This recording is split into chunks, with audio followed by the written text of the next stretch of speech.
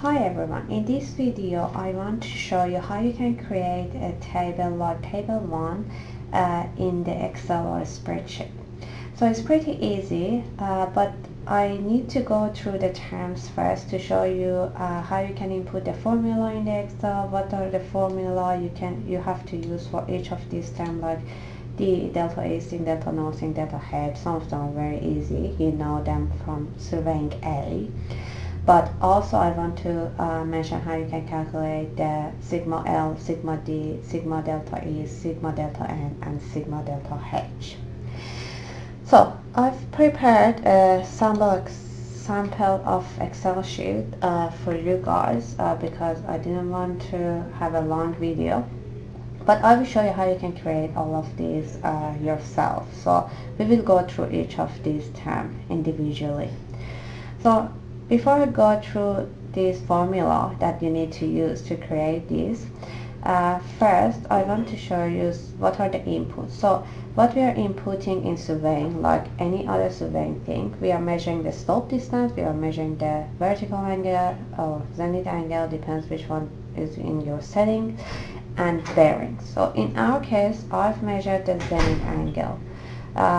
Or I inputted zenith angle as an input measurement. So L is basically slope distance, theta is the zenith angle, beta is the bearing basically, and I have the accuracy for each of them. So I know what's the accuracy. So I try to minimize that a little bit so you should be able to see that.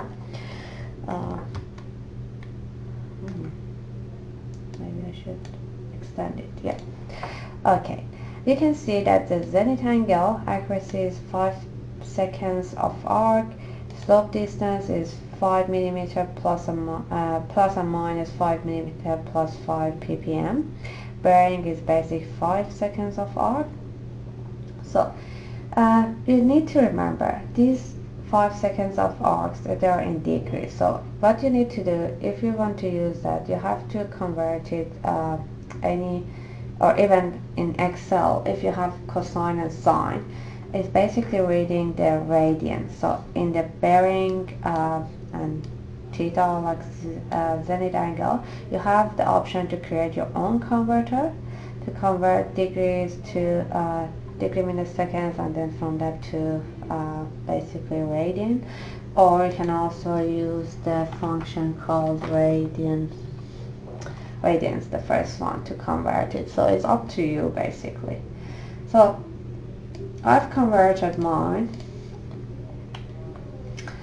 all of my theta and like zenith angle and bearing in terms of cosine and sine, you can see is radian of this cell. So I use the radian function. Good.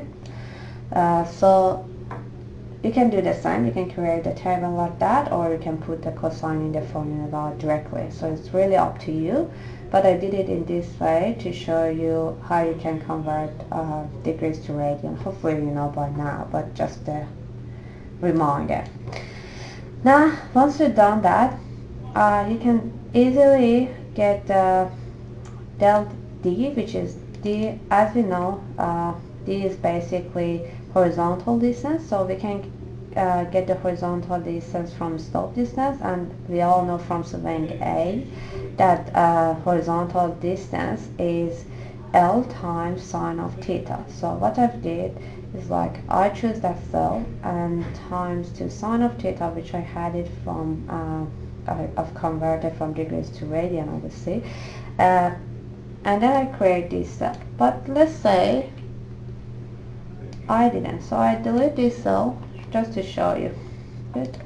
So I can simply say equal, I choose this cell, and then I can say times and choose the other cell, which is sine of theta, press enter, you get the value for the first row. If you want to just have this for all the columns, so what you can do is just drag it, and it's gonna take that formula. You can see the next one is this one times this one, this one times this one. So it's basically have that formula for all that column. So you can do the same thing for delta A sting, delta null sting, and delta H. As we all know, delta A sting is horizontal distance times sine of bearing. Again, delta null sting is horizontal distance times cosine of bearing. And delta H is a bit different. Is the slope distance times sine of cosine of theta. So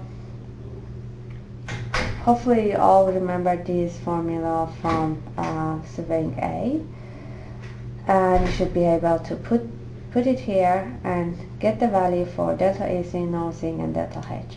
These are the value, but what we want to analyze here is the error associated for each of them, so the sigmas.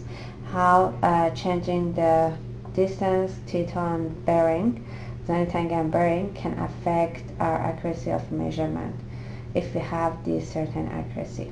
So what we can do, because these are all random error, if you are using anything from instrument specification, it counts as a random error, so it's not systematic. So to calculate this, then you have to use the error propagation for random error propagation. So it's gonna be squared, everything squared, and sum of the squared of the sigmas basically.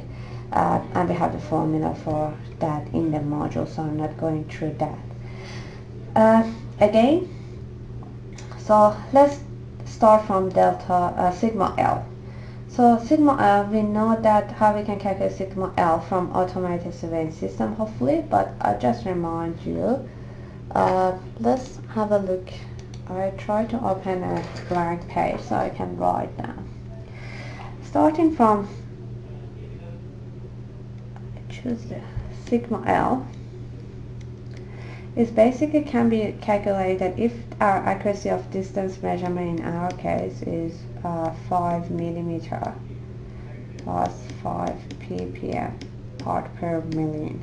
So it's gonna be 5 mil plus 5 times 10 minus 6 times distance. Good. So just remember, this is the horizontal distance. So if I want to put this on, let's put this one in the Excel sheet. Okay, so I'm coming back here. I try to create the formula, but you have to remember, I put the dollar sign here, this one, because I put like slope distance accuracy here. So this is let's create that. So I put 5 millimeter here, so you can see I put the dollar sign before and after the cell to fix that cell. If you don't do that, when you're dragging to have that formula for all these rows, you're gonna have ended up this cell also is increasing as you drag down the cell. So it's gonna be any cells that have number here. So we fix these cells, so because these numbers are fixed. If you look back to our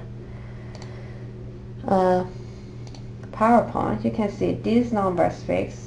So I will put dollar sign for these two and let this one to be changed for each row.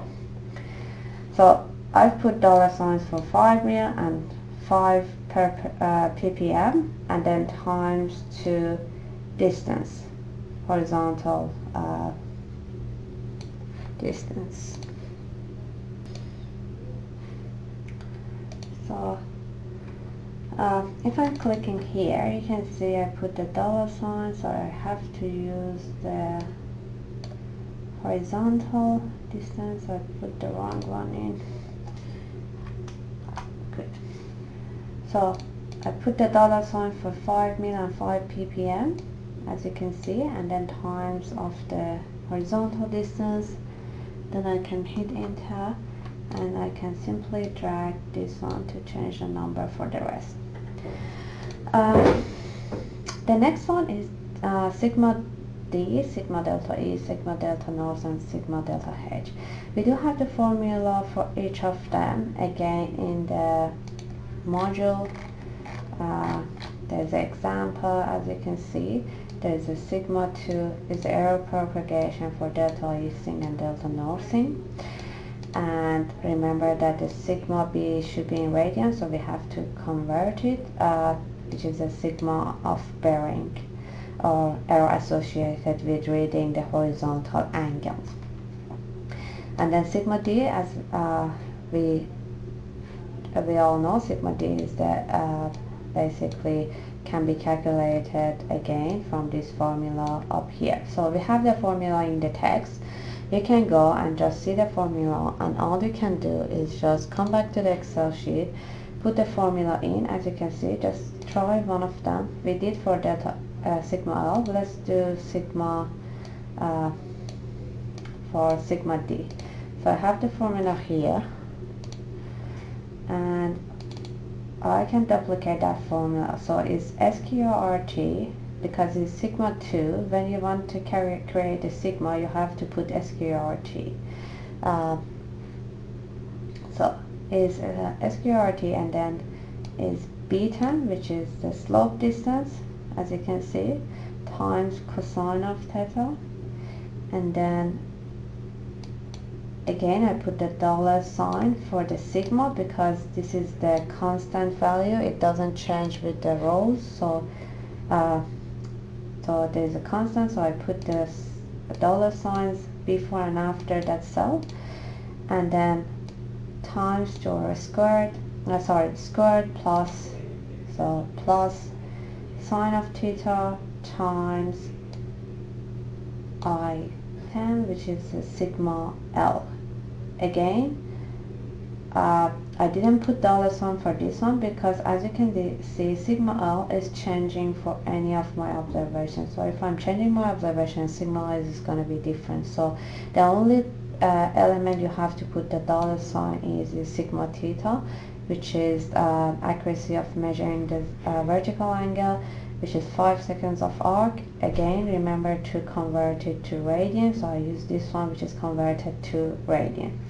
So you can do the same thing for any of those, and then as you can see, you can drag it and get the sigma for each of those observations. You can do many things. You can change the distances.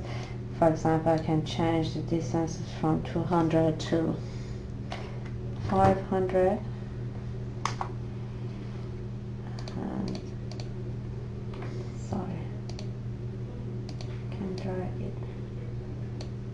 And I can see how it's affecting my accuracy, whether it's increasing or decreasing. So you can do all sorts of things. So hopefully this video helps you to understand how we created the table 1 here, and you can create this at home. Thank you.